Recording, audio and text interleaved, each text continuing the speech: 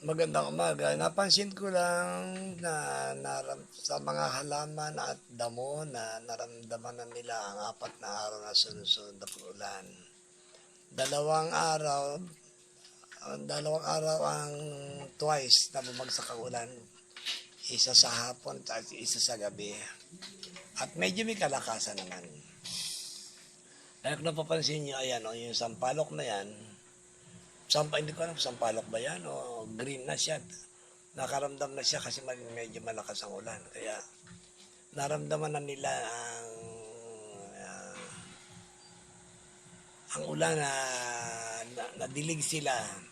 Kasi tuyong-tuyo yan kung napansin niyo mga damo hindi bago pa lang nagtutubuan kasi tuyong-tuyo talaga ang lupa. Walang as in, walang tubig diyan. Oo na oo ang mga puno at damo at mga halaman. Kaya yon.